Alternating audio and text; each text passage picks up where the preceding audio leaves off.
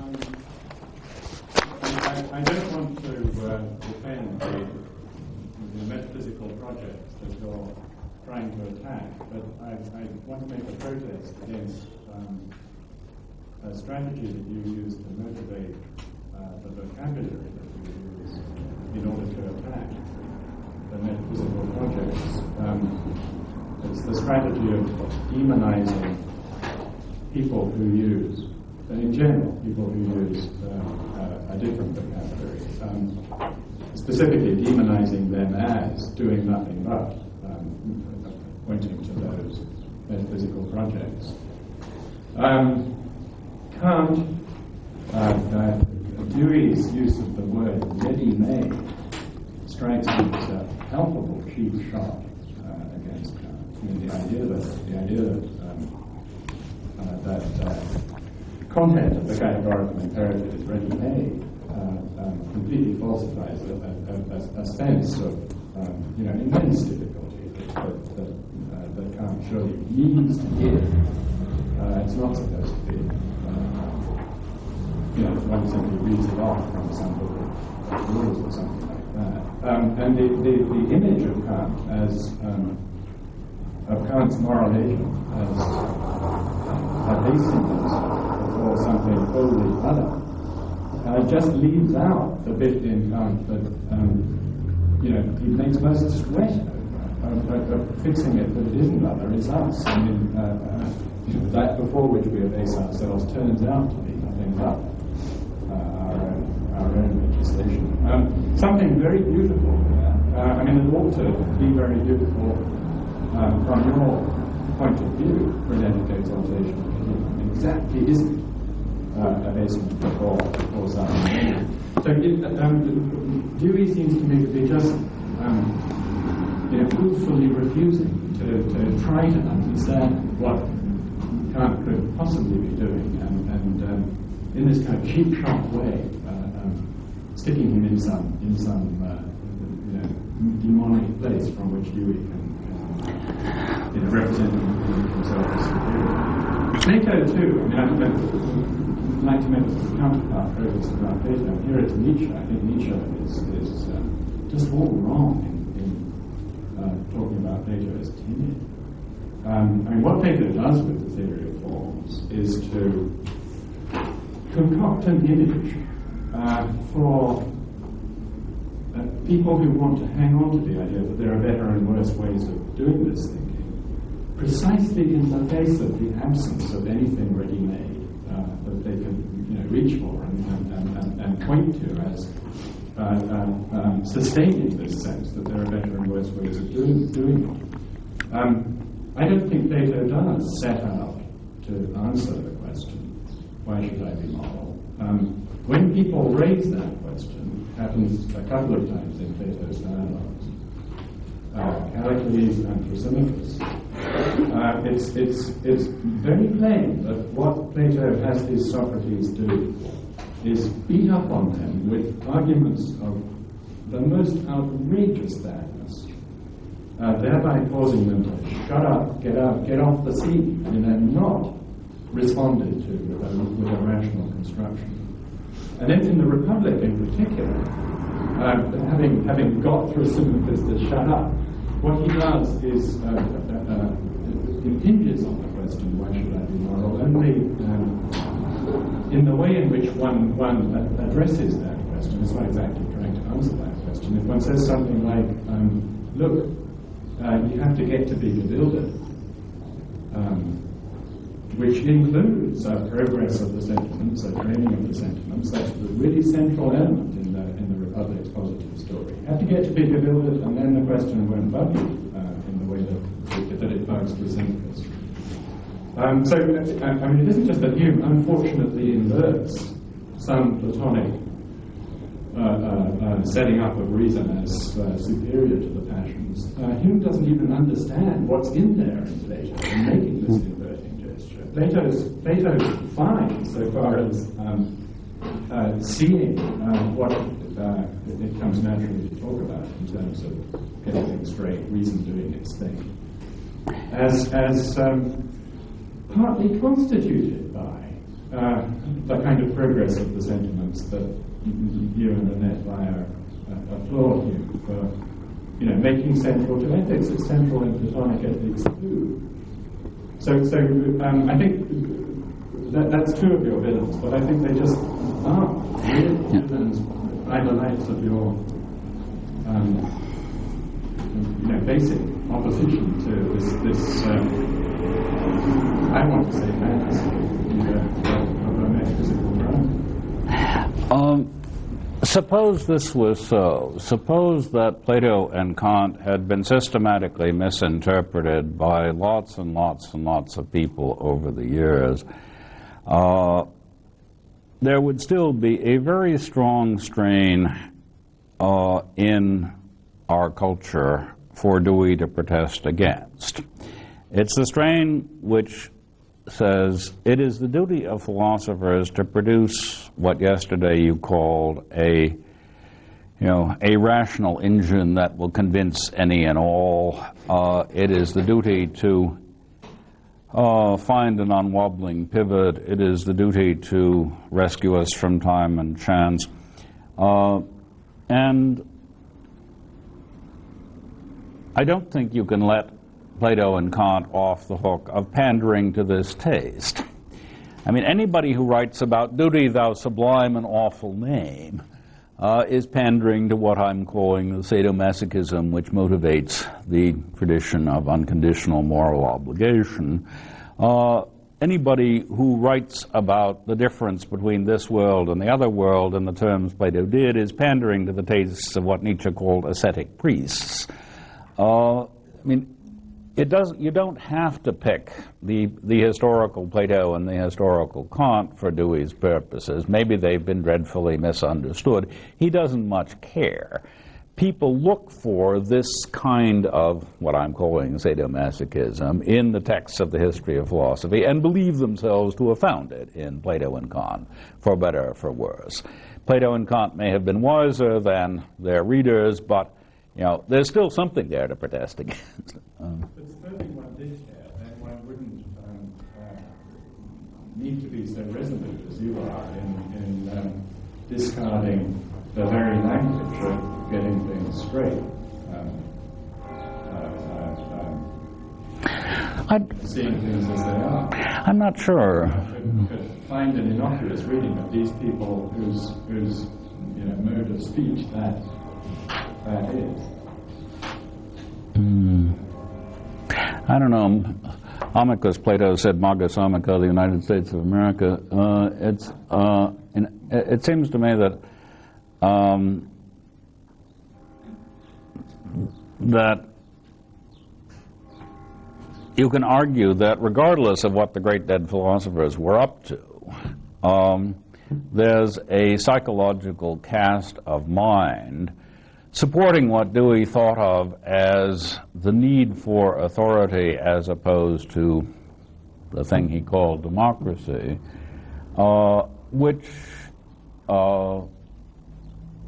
is contributed to by the notion of, look, we got to get it, at a certain point we got to stop just bargaining, trading, adjusting, and so on. We got to get it right. Dewey thought that you might as well go at it root and branch and see if you couldn't just get rid of the whole get it right rhetoric as a way of preventing the return of the ascetic priest, the return of the sublime and awful, and stuff like that. I guess I can't see that the as it were compromise that you suggest, or the rhetoric, the middle way rhetoric that you suggest. I think the only argument is the strategic one, which one's going to work. I don't really care about whether it's fair to Plato and Kant.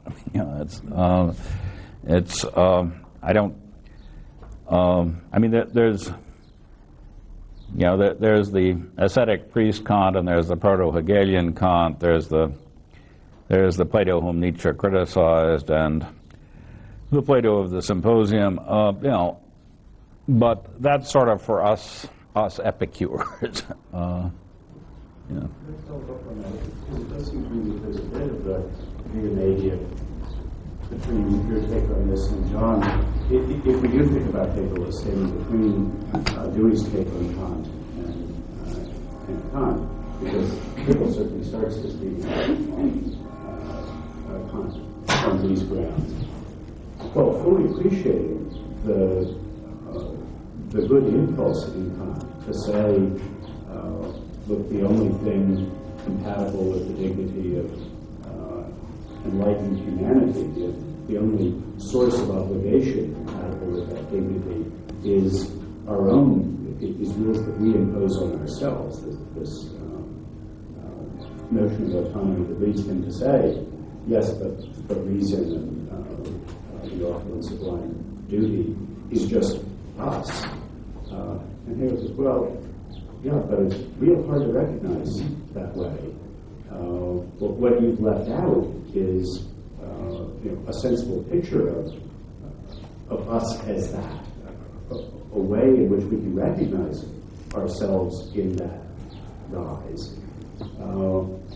You ought to tell us a story that will let us not be alienated from this thing, not see it as something over and above us.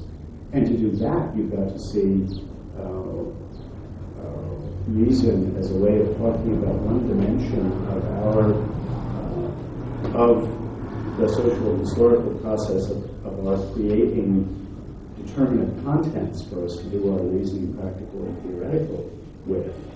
And if you'll tell that story, which Kant resolutely wouldn't tell, taking over, all right, not your rules for morality, but at least the conceptual contents that you use in it are just sort of there for Kant. And people thought, well, you're going to be alienated. You're not going to be able to recognize reason as a guise of yourself unless you see these things as our social products.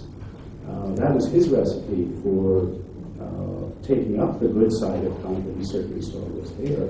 And that's certainly the side of Hegel that Dewey, after his youthful flush of enthusiasm for it, took over and said, well, that's right, but you Hegel still metaphysicalized this even more than it needs to be, and Darwin and naturalism and so on have shown us how to complete that process. So it seems to me one can acknowledge that Kant was a good guy in starting off this process that would let us see that it's us all the way down. But that the criticisms that Hegel made of Kant's working out of it, and at least some of the criticisms that Dewey implicitly makes of Hegel's way of working it out, which I think people also misunderstood as they did for Kant, are well-taken criticisms. These are stages on the road that lead to the views that you're giving. You don't need to see just a heroic guy there and all of this. He started it off too. Yeah, that's about the way I see it, I guess. That, yeah, I don't feel I know Kant well enough to, I'm one of these American philosophy professors condemned in Europe who never teaches anything except the fundamental principles of the metaphysics of morals, and gets so tired of the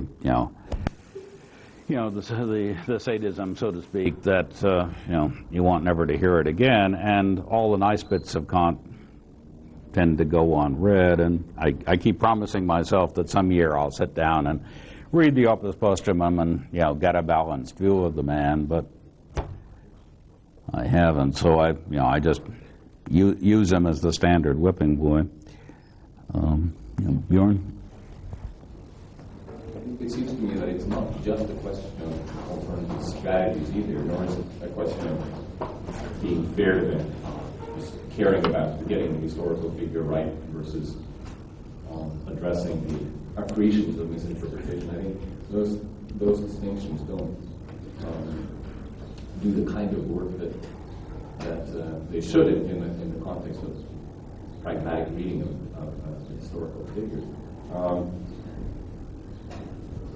with Nietzsche, I think it's important to take a run at your vocabulary from behind if you want to come up with, free yourself of certain kinds of compulsions and imagine new ways. You don't just come up with new ways when you rip a temple down and build a new one up. You do that by going back and seeing where the pieces come from. So it would seem to me an integral part of this kind of redescribing activity to also provide readings, not necessarily truer to the historical Plato or less misreading or anything like that, but show that there are ways of readings that reveal and preserve in different kinds of insights. And I guess I feel this much more strongly, personally, idiosyncratically, just in relation to the Republic when it comes to the three critiques.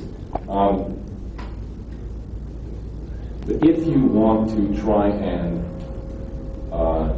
give us ways of breaking free from the kinds of oppositions that we typically call Platonism, it is a part of what would help that to go back and read Plato in a way which doesn't result in those kinds of oppositions. And that's also a way of shifting the weight of pulling the ground out from under those kinds of reconstructions. So you do genealogy along two tracks at the same time, one destructive and one constructive. Of course, I'm not saying that everybody has to do everything at once, but it's not simply, I think, an empirical question, which, well, in one sense it is, I guess, which strategy will work. I do think that really you need to do both, or somebody needs to do the other thing. You need to have people rereading the Republic, Gadamer's portrayal of what dialectic is about, perhaps read about the Republic as historical somewhere. So I want to say it's not just will it work. You got to do that as well. You have to reread these figures to try and preserve what you want to do. Yeah. I guess I think of it this way. The only interesting philosophers, the only ones who get into the canon, are ones whose interpretation is never agreed upon. Wittgenstein, Aristotle, Plato, Kant, Hegel, and so on. I take this to be because they're, the power of their work is due to their incipient schizophrenia.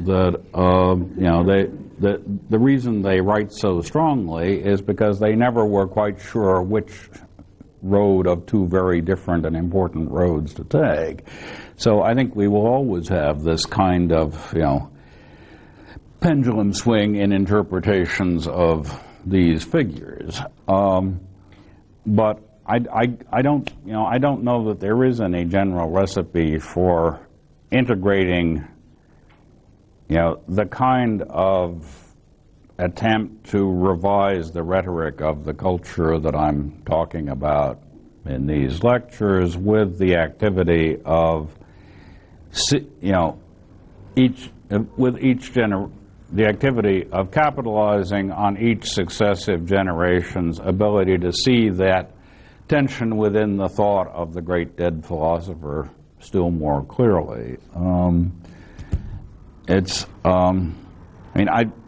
I guess I think that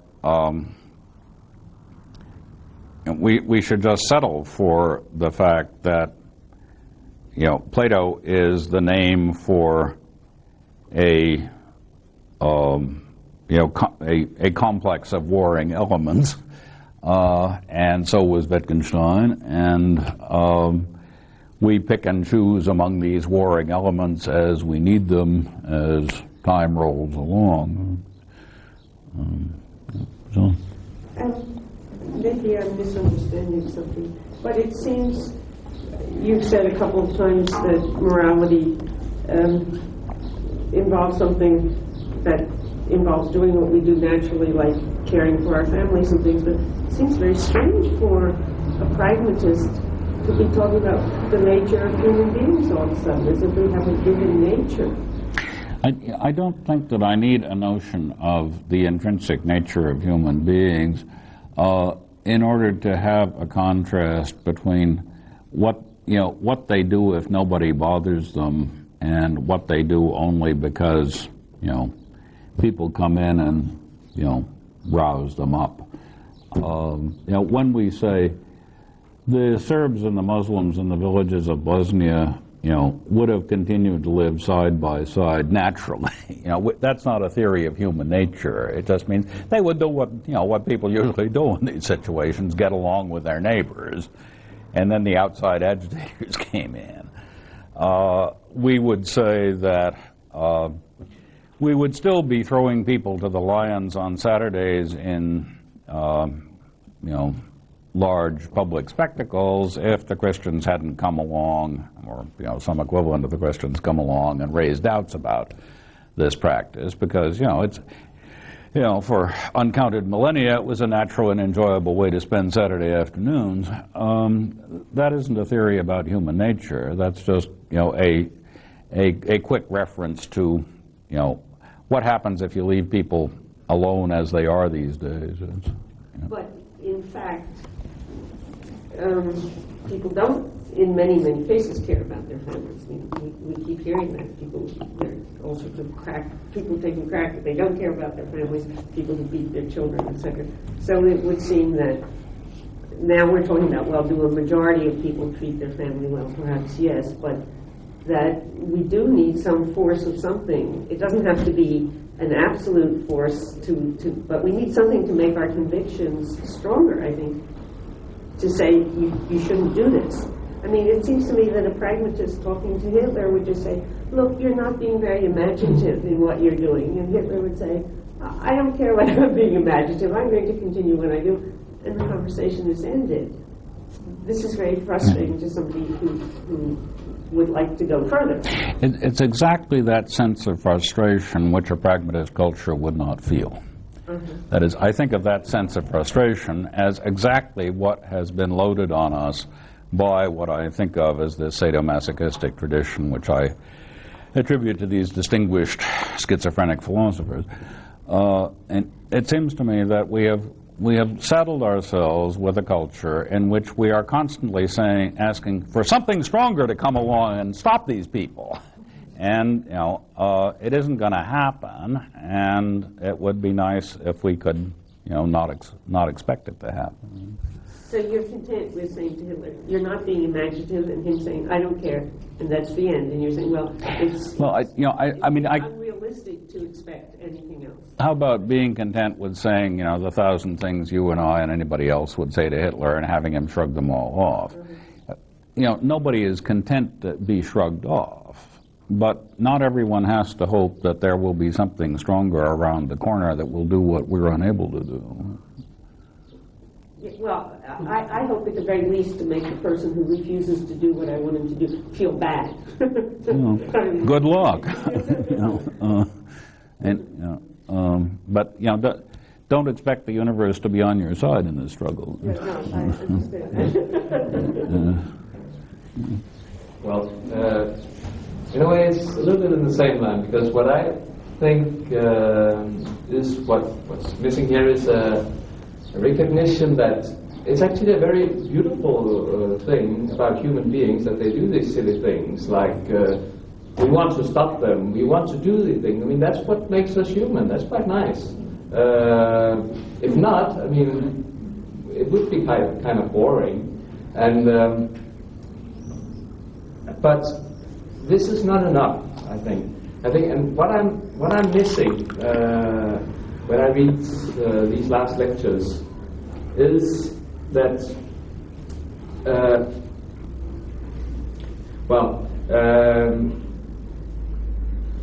I simply miss some understanding of not human nature, but some understanding of social reality. When I read these pages, and where you speak of social practices, and you speak of how we are going to make this pragmatism work, I need an understanding of the reality as social, a reality which could be interpreted in various ways. But there have been a lot of intents in the history of theory.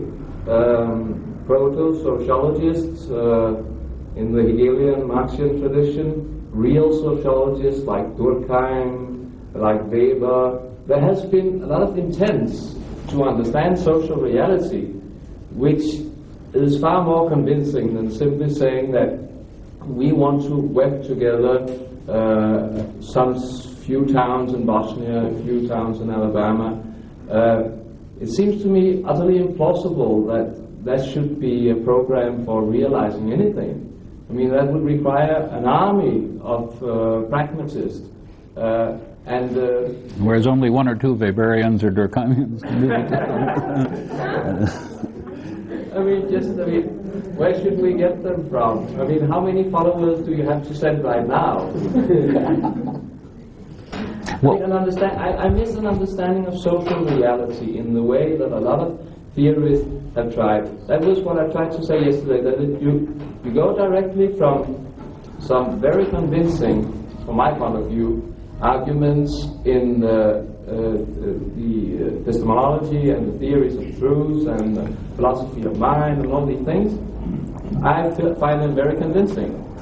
And then you just jump over to aesthetics and say, well, if we just read ourselves as novels and we use imagination, then it'll all be good.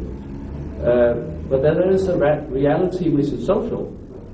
And that was the decisive move from Hegel. I mean, we can have some problems with reality which was human. I mean, he had this dichotomy between the aesthetics and the theoretics. He had some serious problems with human reality as human. That doesn't make him less beautiful. But I miss some understanding of social reality in this program. Weber has an understanding of social reality. That's right. Yeah. You think of him as I mean, I guess I think of Dewey and Weber as having exactly the same grasp of social reality. I mean, neither of them have an army, but I can't. I mean, it seems to me you're demanding more out of a theory book than you could possibly get. No, it's what I'm asking for is that you want to present this as well. When pragmatism comes through, it won't be a problem. These things, everything would be very nice. There would be no need for morality. We would all naturally live together. That seems to be absurd. I mean, when pragmatism comes through, when people cease to speak in the way I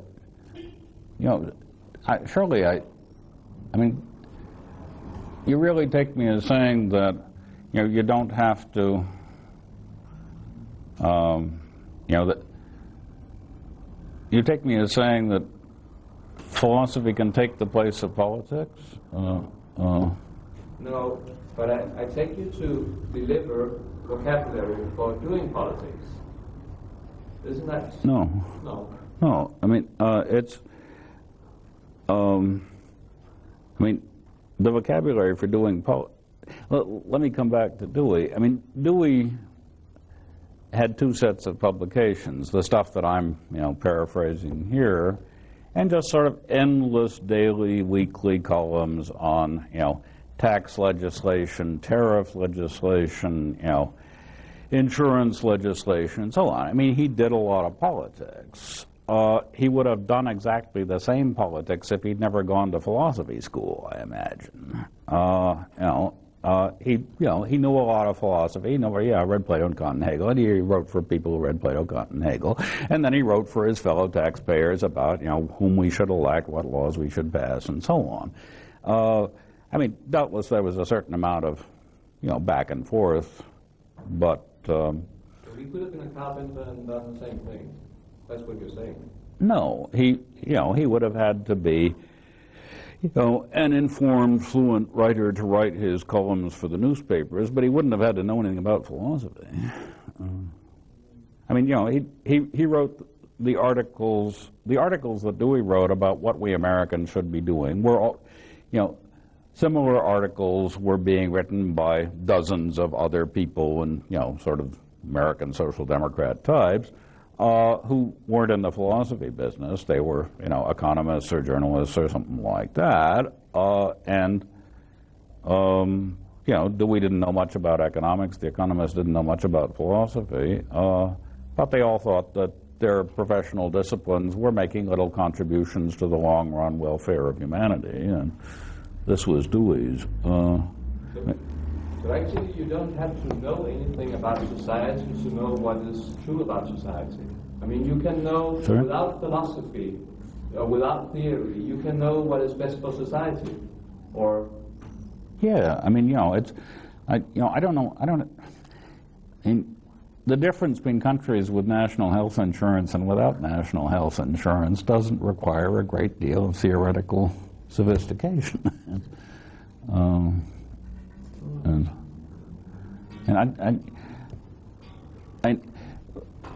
I don't think that I'm saying imagination, has a hitherto unexpected power. I'm saying redescribing moral progress in terms of imagination rather than reason might help to get rid of, the element, what I think of as the sadomasochistic elements in our ways of thinking that are getting in our way. But, compared to national health insurance, this isn't terribly urgent. Just looking at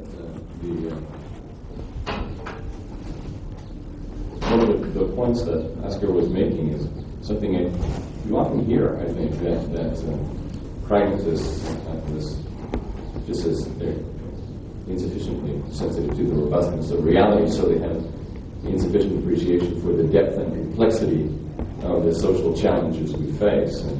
And there's something flippant and naive about the response here. Let's just all become pragmatists and things will be fine. And it might be helpful when that kind of sentiment comes up to point out the difference between redescribing how to conceive of utopia, the terms in which we should think of utopia, and how to get there. Of course, it's true that once we get to anyone's utopia, things are kind of standards hunky-dory. Right? So when you're talking about utopia, or talking about how to talk about utopia, if at that point somebody thinks you are talking about what is necessary, how we should get there, and thinks that the way to get to utopia is to all become pragmatists, then that might create this sort of impression. But of course, describing a utopia in pragmatist terms says nothing about how likely it is or what we need, what we should do as general or as particular concrete strategies to get there. And so it's important, I think, to just dispel this illusion that for pragmatists, all we need to do is say, 1, 2, 3, now let's all use the vocabulary, and utopia descends. And insofar as that sense is around, then you're going to keep getting these reactions that pragmatists aren't fully sensitive to them, the depth and complexity of them. And I wonder if that was one of the things. The reaction is exactly the opposite. The utopia will never come because you don't have the strong enough vocabulary to convince people. Not that it's going to come, but that it isn't going to come. It's very nice of you to talk about it, and we may all agree about this utopia that the pragmatists like. But the question is how to get it. But the pragmatist thinks it's, what, too easy? No, the pragmatists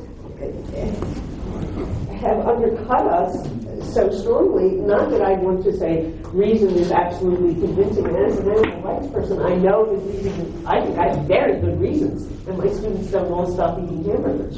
So I know that reason is not absolutely convincing. But still, I want to say, well, you may not change your habits, but you are being inconsistent or something like that. You see, and it seems that the pragmatists want to kind of undercut all our arguments by saying, you're being sadomasochistic, you're talking about absolute reason or something. No, but I want to have some force of something which is denying us. So the pragmatists' talk of utopia is beautiful, but the question is, how are we going to get there? And it doesn't seem very likely. As Rorty just said to me, well, when we talk with Hitler, lots of love, but you're not going to get very far. Yeah, but that's the problem. I want to get there. But would help you to invoke? Well, it would help me to invoke that you are inconsistent, you are shameless, you are something like that. No. To insult. Yeah, to insult or. But you can do that, of course. That's not against pragmatism. We want to know we are true in insulting her. Yes, but I can't say I can't add it is true, right? I mean, Sure you can. It doesn't mean anything. You can have it. What you have to ask yourself, I think, do you need these notions so that you won't feel bad when you find out what you say makes no difference? At least you can feel vindicated. It's not that I need to feel vindicated. Or that you think that it's going to What I need is for the other person to feel a little bit diminished, or at least to feel, oh gosh, maybe I better rethink this problem. You see. Actually, Hitler was vegetarian. You knew. Well, that's debatable. That's debatable. But the other one can rethink it without feeling diminished. And that's a completely different. Well, I think that he's not going to rethink it if what he's doing is effective for his goals simply on my saying you should rethink it. I mean, Hitler's not going to rethink it if he unites Germany. But anyway, he's not going to. Yeah. No, but the problem is, I think actually that you would be able to talk with Hitler. I mean, I think it's utterly impossible to say that moral vocabulary doesn't work at all. It does work. I mean, you can make people feel guilty just by saying the words. Say the words, bah! And then people feel guilty. It is a very forceful vocabulary. It has very strong rhetorics. And The point is that if that's a good achievement, I think it's that people feel guilty. well, that's So that's the point. The thing is, it's natural. I mean, it's very natural. We have it. It's human reality. We had it for thousands of years, in some way or the other, different content. But we had it with a strong moral force. But like war, like disease. But it's human reality. I mean, it will continue. It will never be something like eternal peace. Maybe we can change it. We can If you're trying to make a proposal for changing this kind of guilty, shameless vocabulary. as long as we do not recognize human reality, and that's what I feel is denied us here, because human reality has always been moral. As long as this is denied us, as long as you want to undercut our use of moral vocabulary, which is a very strong human moral force, then, I mean, I feel it's even worse. There is nothing to stop human barbarism and things all like that. That's my conviction. But I hear everything you're saying, and here is somebody 100 years ago saying the same thing about theological vocabulary. Yeah, they're very closely connected. Always been there. And who cares? If you get rid of that, then what force do we have to criticize people? We can't threaten them with the Father's wrath. What is our argument going to be? How are we going to trust them when they take an oath if they're not going to be threatened by this? And surely it was a good thing to get beyond that metaphysical fantasy behind our moral reasoning. Weren't we growing up when we said, no, this isn't about old Nova Daddy in the sky. This is about how we human beings are going to deal with each other. And we've somehow got to get the rules that are important to seem to be important without pretending that they're written into the non-human fabric of the world. No, but there's a big difference between saying you're going against what Jesus taught or God or something, and saying you're being unreasonable or you're being unfair or you're being egotistical or something. But those things really aren't being pulled out of the vocabulary, are they? Well, I think they are. Maybe here's a way to come at it. You and I are having an argument about some issue, whether it's good to do this or bad to do this. And finally I say to you, well, but have you considered that I may have truth and goodness on my side? Whoa! You go. Now there's real, that's the trump. Is that going to be effective? Is that going to make a difference? Will that make you cringe? After I've tried meticulously to lay out what all the consequences will be of doing what you suggest and try and show you why those consequences are consequences we should explore, and I have no success, and then I say, but I have truth and goodness on my side. Consider that. Is that going to be the kind of thing that will help resolve the argument or make you change your mind? I think if you call somebody a bad person, as you call a philosophy professor inconsistent, you say, oh gosh, am I being inconsistent? Well, or am I being paradoxical? Maybe I have to be a little bit, but I want to be as least as possible. Are you saying something more than you are? Actually, you are. Because, I mean, if we know each other already, sorry to interrupt, if we know each other already, and I have a deep respect for you as a moral person, and if you say to me, well, actually what I'm saying is I'm expressing my moral point of view that you are wrong and I feel that it is truth, and if I respect you already, and that's what I mean, there's a lack of understanding of human reality. If I understand you already, I mean, then you're saying something more. Then when I lay out all the specific reasons, which I would give as reason for that judgment. I guess that's right. Yeah. Well, but it seemed to me we had a paragraph in today's lecture that specifically addressed that and said, look, those remarks do make a big difference, but it's not in the form of giving an additional reason for something. It's rather something like invoking the honor of the family or being a bad person. That's announcing you've thought this through and this is where you stand on it. And of course, that makes a difference. But it's a difference of a different kind than an additional reason in favor of taking a stand. And this is why you say, well, but if you have respect for the person, then their stand makes a difference. No problem. Pragmatist doesn't have any problems with that. He's just saying don't misunderstand the status, the significance of that, as being another reason, like, well, that would be being beastly to the person. There's a sort of ground level reason. This other one is well, I can do no other. Here's my take. No, it's not the same. I mean, you were almost getting to it, but the last thing is not the same. When he says to me, I mean, you are wrong. It is not just here I stand. This is a defensive position. He is using this moral force to make me act another way. And that's something which is quite different from just seeing, here I stand. Okay, but it's also different from giving a substantive reason from which you should infer a conclusion. My conclusion is I should act in another way. That's what he intends. And actually he will succeed in it a lot of times. But the pragmatism is about the metaphysics that's behind this. There's no problem understanding how his taking that stand should make a difference to you.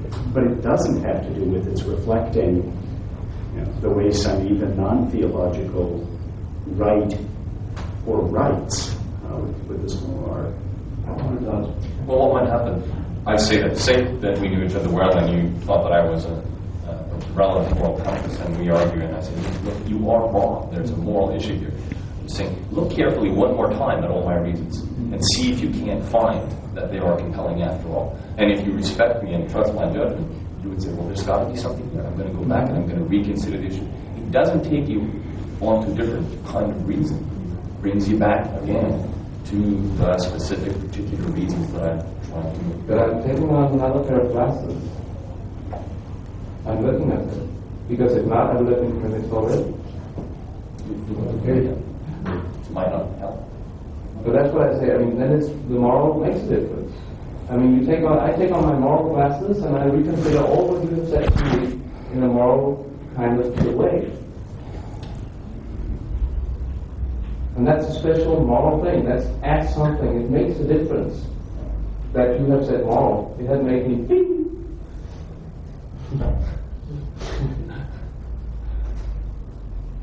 Yeah, I suppose I could summarize what I was trying to say as, no, you don't put on a set of moral glasses.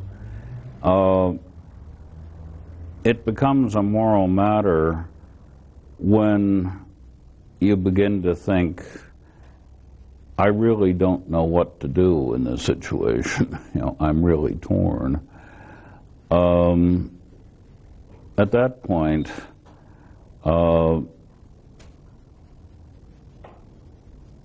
unusual things happen, like people engaging in intense discussion with their friends and wondering whether, the person they respect can disagree with them as heartily as he or she does, and one can still retain one's confidence in one's own view, and so on.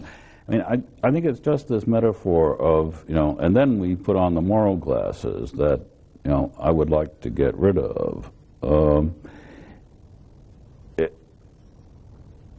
But if you ask why we should get rid of it, I think it's, as Bob Brandom suggested, it's the same kind of reason that we got rid of saying, you'll go to hell if you eat the hamburger. The habit of saying you'll go to hell if you eat the hamburger, or if you invade Poland or something, there was a familiar shift in, people's sense of what made them sit up and think, and what made them feel bad, feeling bad about being told they'd be sent to hell. And some of them, not many, got to feel bad about being told they were inconsistent. In this pragmatist utopia, they will feel bad about being told they're insensitive instead of being told they're inconsistent. They will feel exactly as bad, no more, no less, on being told that they were insensitive than readers of Kant feel when being told they're inconsistent, or when fundamentalist Christians are told that they go to hell. And it's the force of the term is constant over time. The actual term used varies depending on the cultural background. And I am proposing that in this wonderful culture, you still, people feel just as conflicted, just as torn, just as guilty, just as whatnot. How could they not? But the rhetoric that they and their friends use in these occasions is as different from ours as ours was from the days when you just said, God doesn't like meat eaters. You do? Page 4 seems that you are trying to refute a common criticism of pragmatism as being Epicureanism, neo-Epicureanism. At the bottom of the first paragraph at the top, Dewey agrees with Aristotle that human happiness cannot be reduced to the accumulation of pleasures. Invoke some of your favorite contemporary enemies, I suppose. Certain Marxists like Terry Eagleton or Frederick Jameson would say that you precisely are providing a justification for a society based on nothing more than a dream of happiness that consists of accumulation of pleasures. I think maybe it was Jameson who talked about the fish Rorty Reagan axis or something like that. Mm-hmm. But oh yeah. But what kind of happiness should we aim for? If you disagree with their characterization of what you're doing or what kind of society you're supporting. Yeah, I think as Marxists tend to do, they think of the pleasures of the worker and the peasant who comes home after a hard day's work at a good wage in a just society to relax in the company of his family over dinner as happiness, whereas the bachelor aesthete who returns to his collection of pornography, or the sensitive soul who reorders his collection of moths, is having mere pleasures.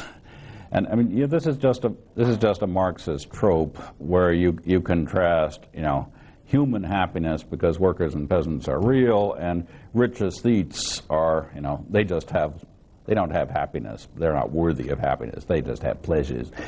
I don't think that particular Marxist contrast is worth much. What Dewey's contrast was, when he attacked utilitarianism in human nature and conduct, what he was saying was the whole idea of adding up pleasures or utiles is crazy. everyone always agreed, reading Bentham and Mill, that there wasn't going to be any calculus around here, and Dewey simply said, right, everybody knows there isn't going to be any calculus, so why talk about this thing called pleasure, of which there's supposed to be a calculus? Why don't we just talk, in roughly Aristotelian terms about, satisfaction, fulfillment, realization of potentiality, growth, maturation, stuff like that. So I don't think that, I think the Eagleton kind of rhetoric is just, I don't know. I mean, it relies on nothing except this picture of a silly upper class or, a bunch of rich aesthetes. So as soon as you use the word sensitivity to somebody like Eagleton, all he can think about is, ability to tell one kind of Chinese porcelain apart from another kind of Chinese porcelain. I admit I don't quite get Eagleton. I mean, his rhetoric is such a combination of sort of knee-jerk anti-Americanism with traditional Marxism that it seems to me a very local, temporary kind of product. Dewey often uses, he often states growth as the ultimate goal of pragmatic society.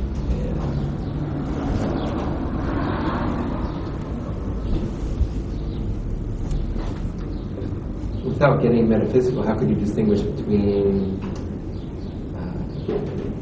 certain opportunities people have, certain pleasures, certain sensitivities people can have which are conducive to growth, and those which are not?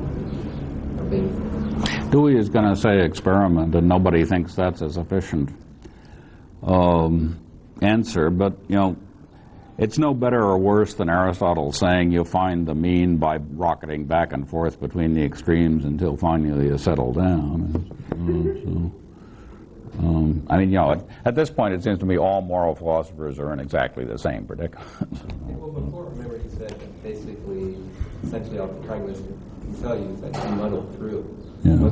You don't want to, you're so cautious about using transcendental language that it seems you risk losing some sort of vision that people can aim for. If you are experimenting and basically muddle through, I suppose that can be good to demystify certain notions of growth, which might not be productive in the long run. But how would you propose? Yeah, I guess I think that vision, in individual as opposed to social deliberation, vision is primarily a matter of exemplars, real or imaginary persons whose lives one wishes one might live. Marxist intellectuals typically think of themselves as think of the lives of the workers and peasants exhibited in works of socialist realist art as what they really want human beings, what they really think the good life for man consists in, whether they, believe this or not. Other people have other visions, but I don't think you read a philosophy book to get a vision of, of an ideal human life. You read, Plutarch's Lives or George Eliot or something like that. I just make a point about the pleasure versus the other things. I think this came up before, but maybe it's worth repeating. The fascination of the pleasure-pain calculus or whatever was really a Cartesian one. It was the idea, well, whatever else could be said about pleasure and pain as output measures, you knew right now exactly how much of it you had, and you knew everything there was to know about how much of it you had right now. So even people who are sort of gripped in this say, well, yeah, there is a problem with calculus because how can we compare what I know everything about, the amount of pleasure and pain I've got right now, and what you've got? Well, it's just a problem of other minds that's a dead giveaway that it's a Cartesian picture. The big move is just to say, well, whatever the output measure that matters for practical deliberation or moral, if you like, it's not like that. We can call it satisfaction of desires. That's in a sort of even Aristotelian way. It doesn't matter much what we call it, as long as we admit that how you're doing is a question that's as much up for grabs and for differences of opinions about it as any other empirical matter. I mean, that's what's behind the sort of experimental idea. It's like, look, there's no point at which you're going to be able to say, well, at least we've got this much of that. That they can't take away from you. No, you might find out tomorrow that your desires were not being satisfied, that you were not, in fact, happier, though it had sort of seemed to you that you were. And somebody else might turn out to know more about it than you do. So it seems to me the important place to get off the utilitarian bus is just say, well, that depends on this Cartesian picture. Anything other than that is going to give us an experimental picture where we've got to worry that tomorrow we're going to find out more about it, or that there's some better way of doing it, or whatever. And if that's the point that Dewey wants to make, then he can use a very sketchy notion of sort of what it is we're trying to do. It's just not one of these things where you know everything about how it's going. And just one more bit about pleasure and happiness. I mean, what really did in utilitarianism was not Dickens' depiction of Gradgrind, it was Huxley's Brave New World. I mean, stories like Forster's The Machine Stops and Brave New World and similar things where, you were presented with a picture of technology simply having people sitting around having the pleasure centers in their brain stimulated, and all of a sudden it dawned on you, that can't be what I had in mind as the goal of human life. Yeah. You made an analogy between scientific progress and moral progress. And in this sense, you say that scientific progress is a matter of integrating more and more data into a coherent web of belief. Then, in scientific progress, coherence seems to be a constraint in integrating that. What seems to be a constraint? Coherence. Oh, coherence, yeah. And you say below, moral progress is a matter of wider and wider sympathy. Then my question is, what is, if any, the analogous constraint for integrating people in moral progress? The analogous constraint for? The analogous constraint for integrating people in moral progress. The constraints analogous to coherence in scientific progress. Well, I guess just the development of social institutions that will, obey the directions of Mills on liberty, maximizing the space for private projects of self-creation without hurting anybody else. So this is the kind of moral conflict that could be the analogy of logical conflict or epistemic conflict. Yeah, I mean, I think, we keep trying to reform the system of laws so as to fix it so people can get more out of life but still not get in each other's way. And, the laws used to be harsher because because there wasn't as much money around, roughly. And so, you had to make people do a lot of stuff they didn't want to do in order to prevent them from hurting each other, and now you can give them a little more leeway because there's more money and leisure around. But maybe I'm missing the point. I don't know if maybe putting another way. I do think, perhaps I understand you right, I think he's looking for a category in moral analogous to the category or to the word coherence in the scientific one. That's the point, but if the answer is that this kind of general tolerance or something like that, then my question is, of course this kind of constraint is fuzzy. Is fuzzy, is not sharp. Fuzzy. Yeah. Then do you think the same about coherence in scientific realm? Yeah. So coherence in scientific realm is fuzzy notion. Yeah. I mean, there's an essay of Kuhn's where he says, here are about 12 desiderata that a scientific theory ought to fulfill. It ought to be able to predictive efficiency, compatibility with theories in other nearby disciplines, fruitfulness, elegance, and he's got 6 more. And he says, the good scientist is the guy who can, work out an imaginative satisfaction of 12 criteria at once. I know that the balance between coherence, logical coherence, and other things like aesthetic view or something like that is fuzzy. I know that. But my question is just one of that parameters, logical coherence, fuzzy in itself? Because I know that if we must balance, of course we have problems of where to begin and when. I mean, I think of logical coherence itself as very cheaply bought. Because any time somebody says you've contradicted yourself, all you have to do is introduce a distinction and say, no, I didn't actually. You failed to notice the ambiguity between these two senses of a term. I mean, anybody can be coherent if they're clever enough. But, that doesn't get you much. And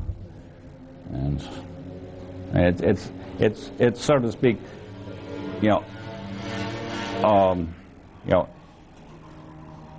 I mean, to pride oneself on coherence is merely to,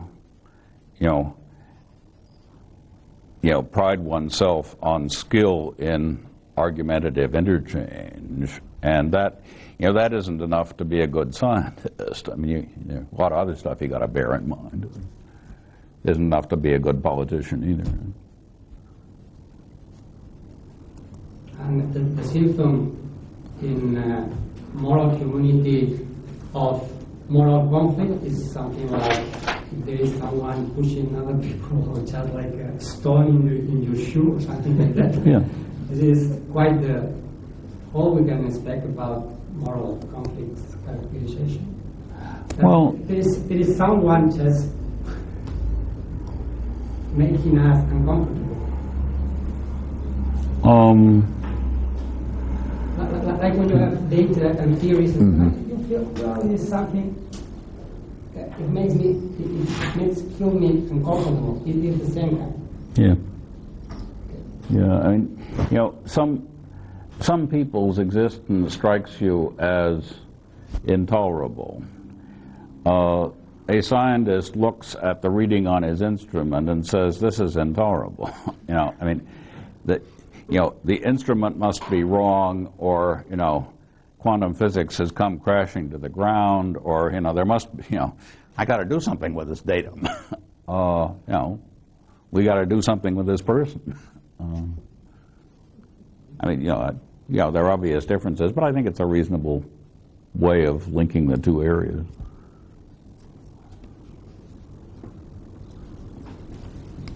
Yeah. I have a couple of problems with your text, the words. In page 13, you say the term moral obligation becomes increasingly less appropriate to the degree to which we identify with those whom we help. I guess that we can say that I identify with myself, or that we identify with ourselves. So does this quote mean that you deny the problem, the moral problem of committing suicide? That's my first. I mean, if there is such a moral problem or a moral obligation, only as long as we don't identify with the object of our overall moral obligation, doesn't mean that we don't have such a moral problem as have we to commit suicide. The other problem I have in your text is that in page 17 you say that we cannot aim at what is right, but instead aim at even more sensitivity to pain and even greater satisfaction of ever more various needs. Also in your text, contingency, solidarity, and contingency, irony, and solidarity, you say that solidarity is the ability to see more and more traditional difference as unimportant when compared with similarities with respect to pain and humiliation. But then, on the other hand, you say on page 25 that pain is nothing exclusively human, and that there is nothing exclusively human about pain. How can we understand this? I prefer my later view. You're right. It's a contradiction, and I was right the second time. About suicide, I guess I can't see it as a moral problem. It's a moral problem. No, I can't see it as a moral problem. And it seems to me that lots of things that we used to think were moral problems now strike us as not moral problems, and suicide strikes me as one of them.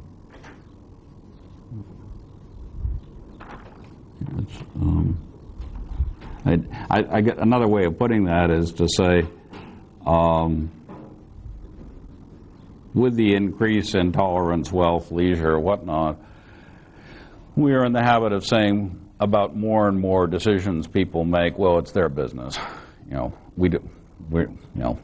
We shouldn't really try to advise them on this. And I think we've come to say that more and more about suicide. Well, this is going to be a very broad question, but I hope that we can give it a try nevertheless. Well, reading again from this page 17 in your paper, where you say that more or less a programmatical analysis of moral is going to be parallel to this of science somehow. I read that the thoughts that you're going to develop are more or less an Darwinian kind of affinity. I mean, you've talked already on this lecture that there is such affinity with the Darwinian vocabulary to describe things that happen in social practice. There is such a thing. Such an affinity with the Darwinian vocabulary to describe social practices and so on. Well, then would it be completely a disaster to talk in your terms of the moral law like the natural law in Darwinian terms, right? I mean, talking about moral progress as natural evolution and so on. I mean, are you speaking of moral law and moral progress in these terms? Because then I have a problem, but it might be a pseudo problem. I don't know. This problem is, what do you do? I mean, my question is not what do you do with other utopias. They are utopias, and such you respect them or you don't, but they're utopias. They're there. But what do you do with people who cannot even get the chance of imagining an utopia, or putting it in Darwinian terms? What do you do with the deer out in the jungle, which is, I don't know, enjoying the sunshine, not paying attention enough, and gets caught by the lion? I mean, what do you do with people that, as you say, well, you find yourself associated in this utopia with people who find it natural to act like this, like you act. For instance, one is description in page 22. Or you say, some other things. But if you think that this utopia is a matter of wider and wider sympathy, or as you say in page 17, getting more and more human beings into our community, what do you do with people that don't even have the chance to be a part of your community? Or, Brandon was also talking about describing us and ourselves and we in these social practices. To put it in other words, who is this we in your social utopia? Well, that's what I want to talk about in the paper this afternoon. I mean, but I'm not sure that it gives you much of an answer, because all I'm going to say is we, for purposes of this discussion, we are the people who worry about the people who have no chance to be included in our society. And, what seems to me good about the liberal post-French Revolution societies of Europe and America is that they worry about, hey, what are we going to do about Bangladesh, and what are we going to do about the farmers who aren't making it in the South, and stuff like that. And this has not been a common human preoccupation to have that kind of worry. Well, we are the ones who engage in that kind of worry. But I don't see that there's a general answer to the question, what about these people? Often the answer is, there's nothing to be done. Let's hope things might be better for their children. Maybe we can do something for them.